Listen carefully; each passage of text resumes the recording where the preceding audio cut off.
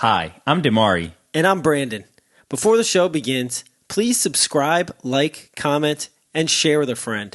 This allows us to increase our visibility on the platforms where you listen and watch so we can continue to bring you quality content each week. Help us grow, and we can grow together by enlightening minds one question at a time. And now, back to the show.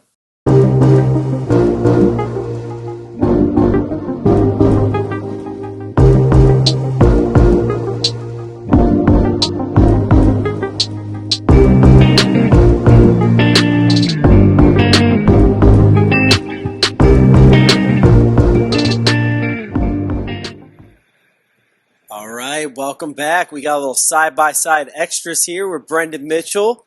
We had to talk a little bit because I do believe he has a list of things he'd like to go over from our childhood and roast me probably a little bit. So fire away, Mr. Mitchell. Just good memories. All right, good. Just memories. But I'm trying to tell whoever's watching, Rizzo was a big influence on me out the gate, especially on the arts and music side. You know what I'm saying? So you likewise. Yeah, and even you as well. My musical taste. Yeah, but no, so when we first linked up, I don't know if you remember, you were big rock and roll. Yep. Your dad had you on the rock. That's your dad, classic rock. Yep. And I was always big, I was like really like an R&B type of guy. You know what I'm saying?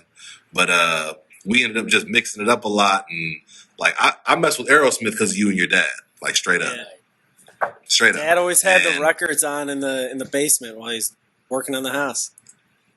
No, I used to sleep over his house all the time, and I used to hear the little rock and roll music. We'd be doing whatever up late as hell, and we get up. His pops be cooking up chocolate chip pancakes with the only reason I eat over easy eggs is because of Rizzo. Try to tell you all type of shit. The reason I still think Corona with lime is the one of the ultimate drinkers drinks is because of his mom. You know what I'm saying? That's how they got down. But on the music side, 400 Degrees, the Juvenile album, not just the radio single. Not just that was our shit. The whole album. We used to sit there and jam the whole album, from top to bottom. That was our shit for real. The Roots, the first person to put me on the Roots. Children or something on there? Yep. You hear us okay? What, 400 Degrees you talking about? Yeah. You talking about 400 Degrees? Yeah, the 400 Degrees. Is that the one? No, yes. I think it's called Ghetto Children or something. Bro. Ghetto Children, so 400 Degrees, all three versions of Ha. There was song, Ha. Yeah. Dog. We used to sit there and really jam that shit. Yo, you was putting him on, bro. No. We had we had a buddy. We would. So we had a buddy. Remember Michael Suriano? Shout out. He was one of the people who had the CD burner in the neighborhood. Yep. And so everybody would make a list and then give it to him, and he would create a mix. Wait, he didn't charge y'all? Nah. That's crazy. No, Twinsburg this is just off the love neighborhood. And what do I got written here? Stank on you. Because Mike Suriano burned Stank on you for us. Hell and me and Riz used to go crazy with the Stank on you. I'm trying to tell you. Yeah. Okay. Was this the LimeWire days? Yeah. This is LimeWire, but Suriano had Stank on you. And he was able to just get it, burn it straight from a straight copy. He didn't have to piece it together off LimeWire. Yeah. Right. Okay, so you want to talk about cannabis. You're talking about weed. The first person to show me Half Baked, the movie, this man Rizzo. We used to sit there and watch Half Baked. You really would have thought we were smokers and we were stoners the way we used to laugh at this movie for real. And looking back, y'all were watching it sober? We were talking about that. When we were kids, it was I loved that movie when I was a kid. Sixth grade, we're sitting there watching Half Baked, we were actual stoners. I had no clue what they were doing. I just knew what any of this. I couldn't tell you the difference. Yeah, I had no cluue, but I knew, but I didn't know. You know what I'm saying? It was so funny crazy. Because we moved. You moved to LA? You moved to LA before me, right? I think a little bit before you, because you was already there. Yeah. So I moved out to LA, and it come full circle. We actually smoked then, and we got baked, and then we watched Half Baked, and it was a whole new come full circle moment. We was busting up on my couch in my apartment. Rolling up in the high rise apartment, right? Yeah. Yeah, that shit was bank, fun. That shit was bank, great. like actually high is on a whole another level, and so is like Harold and Kumar go to White Castle, bro. Like high though, different. Yeah, different. Our shit was Bad For Boys real. too. Remember that shit with Man, we the love John Bad Sally Boys, scene? too. We used to always lose our shit. Mike, you teach me how to shoot people that move He his said, glass "What, like Mike?" that. We love Bad Boys too, man. That shit was so funny. And his parents were like always a little bit they used to let us rock like that. So like the CDs with the cussing on it, they weren't really tripping. Like us watching these movies, they weren't really tripping. South Park, that was another thing that I first watched over Rizzo's house. Like my parents weren't letting me watch South Park, but I went to Rizzo's house and got to watch South Park for the first time. That shit was turd. The first time I had a drink, Phil loved South Park. he did, yeah. Phil really put us on some shit for real as the older brother. So shout out to him. Yeah. The first time I drank was with Rizzo. I forget what we drank, but it was like in seventh grade. The first time I had a drink, like of any sort, it was with Rizzo. And then What was I think it? it was like a year later. I think it was like Mike's Hard Lemonade or something like that. You know what I'm saying? Something real basic that someone it's just kind probably of Mike. swiped. I still Yeah, love yeah. Mike's, bro. I still love Mike's. Like, there's like we had a homie, like he was the same age as us, but he was like already like 6'3" and like super tall. He was on the basketball team. So there's this one liquor store that we could go into without like being carded. He would go in, and that was all we wanted. And it was like, so we would go in there, and we had the song. We would use that Nas song, like all I need is one mic, one mic. Every time he'd be like, yo, what y'all want in there? All I need is one mic, one mic. Hey, that's funny. I fuck with that. I fuck with that. Oh shit. That's too funny. All right, so then peep this. The first person I freestyled with that like we ever sat down and like really tried to freestyle top of the head, definitely Rizzo. Not even close. Like we used to sit there and do that for hours sometimes, like just trying to be rappers. You know what I'm saying? Try to be on. Then that led us to our little production company, our Silk Milk Productions. I don't know if you remember that. Silk Milk Productions was heavy in 7th grade. We were going crazy with it. And then they stole the name and made almond milk with it. Oh, see, we were ahead of the game. We were on that wave before it. All right, so my first joint birthday party that I had, like, you got a friend whose birthday is near yours. Me and Rizzo had the first joint birthday party I ever had at his crib, and that shit was shaking. It was like really shaking for real. So that was going. Yo, and then we used to have those. We used to have those joint sleepovers. Trenton would be just like cracking everybody up. Dog, remember that shit? Trent is still one of the funniest people I know for real. Trent used to have us dying. That dude, he's hilarious. He just got married too. Shout out to Trent, man. Yeah. And then the first time I had hibachi, this is a whole left field, but his mom used to take us to this hibachi spot over in Solon, and we used to get the sukiyaki steaks fresh off the grill. You remember that shit? So good. Hell yeah. That place was the best. It was called Akira Hibachi. I don't know if Akira. I wonder if it's still around, but man, it was better than there's no way it's still around. That shit. So good. Way better. And then we went over to Old Navy right after and got the little remember the quarter zip fleece joints from Old Navy? You get them like buy one get one like that. Those were hard. We used to like get like the matching zip up outfits, and then we go to the dances and we try to sing to the girls. Try to mac on the girls, like singing and freestyle. Trying to mac. That was man. I thought I was the guy. Man, we got no play off of that, to be honest with you. But it's all right. The play came later. Don't trip. Okay, so the first family to ever take me on a trip with them.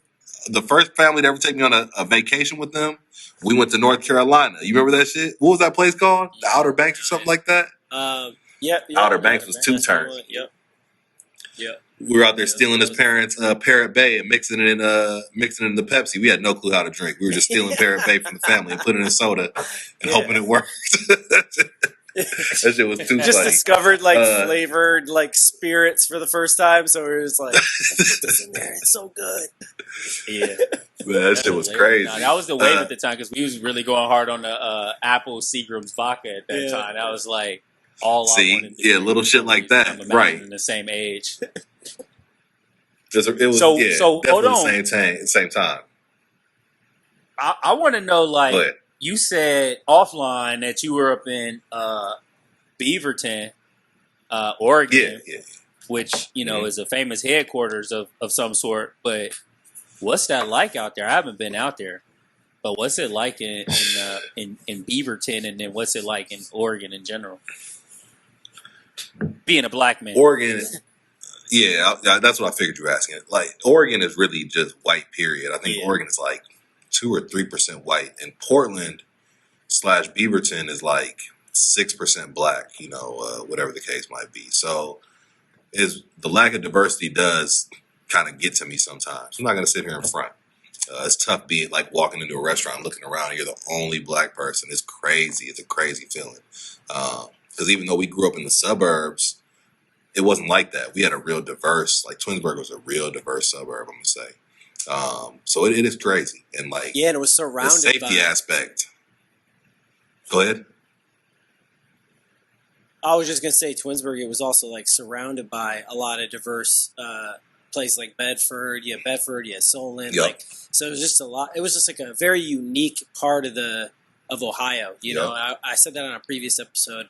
Just like a unique place to grow up because it was very diverse, socioeconomically, racially, and it just like definitely like made an impact. I think on a lot of us that friends we grew up with, because like come up with a different perspective on life when you get like to college or whatever. Facts, nah, for real. So that was crucial.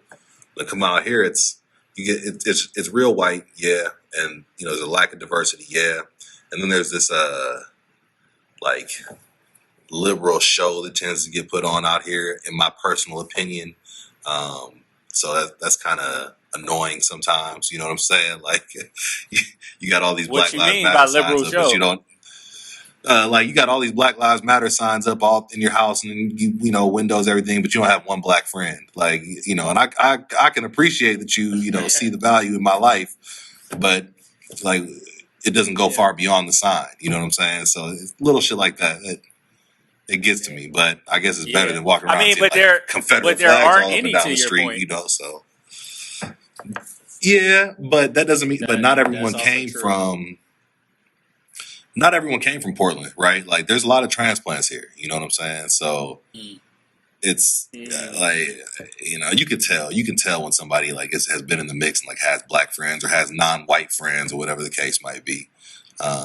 So sometimes that it gets to me. But overall, on the whole, don't let me dog the Pacific Northwest. There's a lot of good people out here too.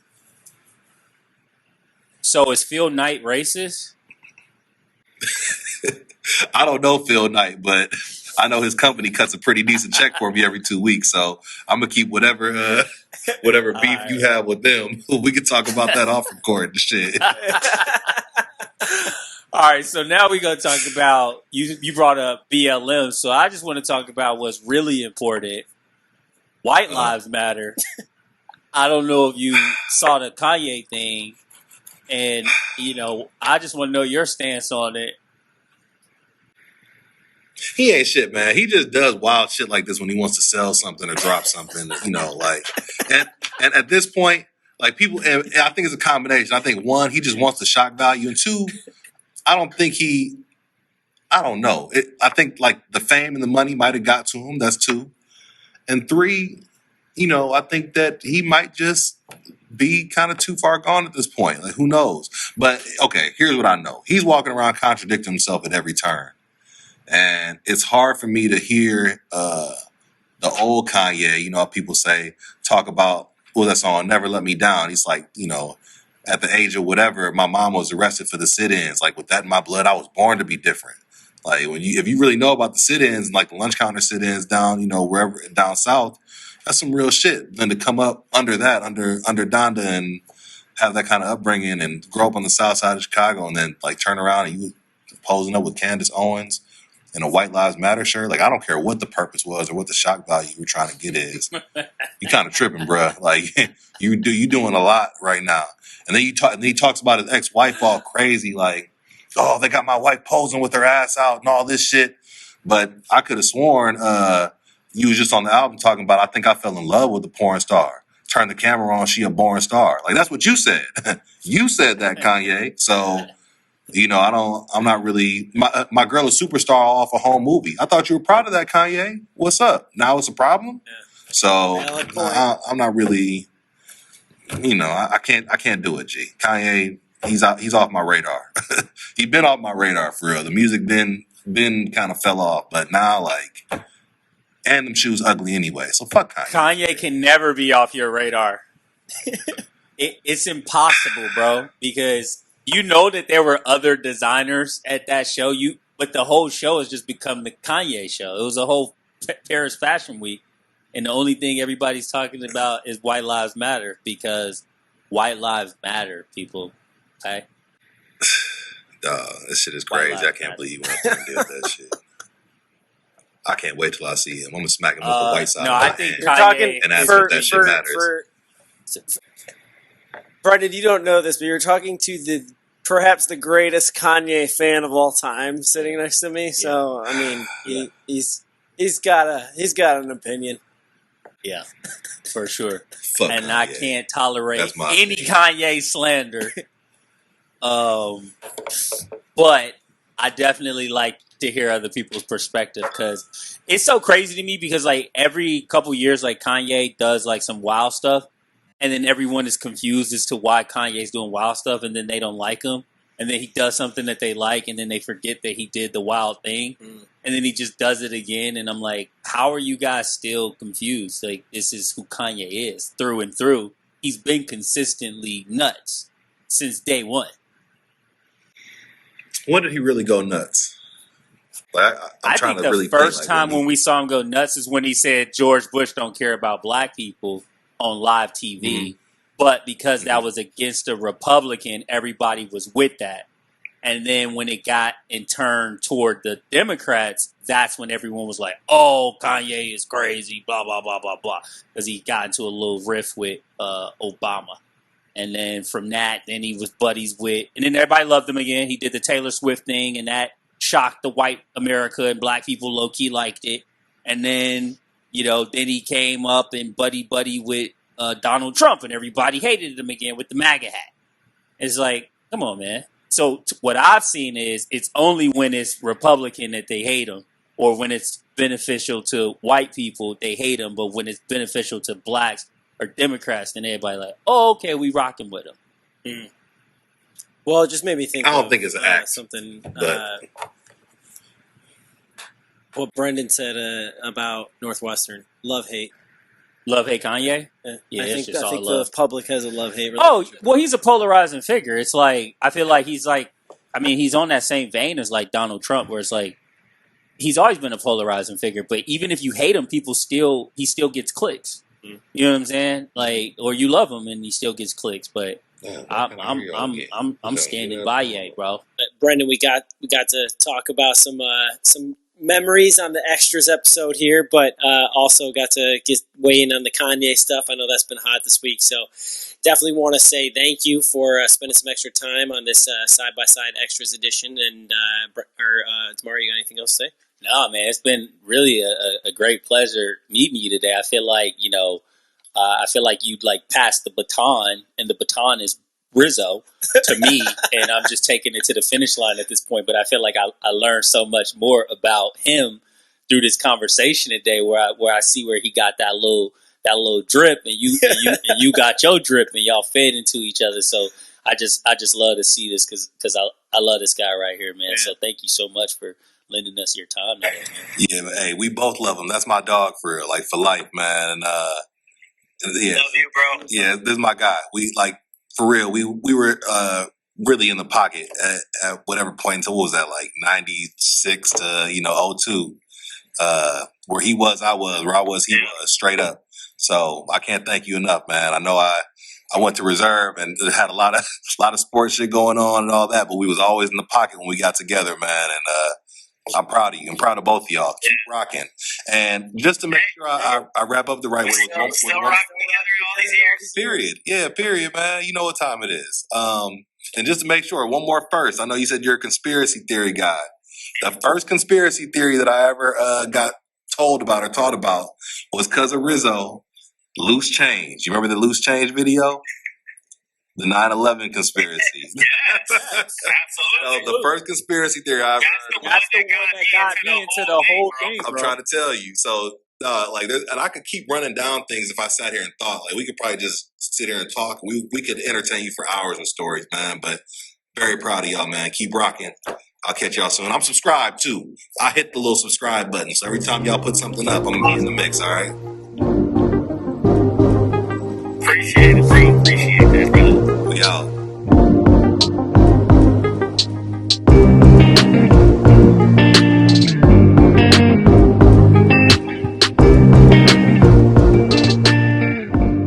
Are you a small business owner, young professional, or pre-retiree looking to grow and protect your assets but don't know where to start? With all the noise about stocks, bonds, cryptos, it can be hard to know what steps to take. Let Black Swan Financial Group help you so you can focus on doing what you're good at. Black Swan Financial Group is a telefinancial planning firm operating in select states nationwide. They're here to help you protect, create, and grow your assets. Visit blackswanfinancialgroup.com today to get your free consultation. Hey everybody, Brandon and Dimari from Side by Side here. Just want to tell you about one of our newest sponsors, Ease Web Development. Ease Web Development specializes in building high conversion websites and marketing campaigns that take your business to the next level. They're the easy decision when it comes to marketing. So check them out now at www.easewebdev.com. That's ease, WEBDEV.com. Now back to the show.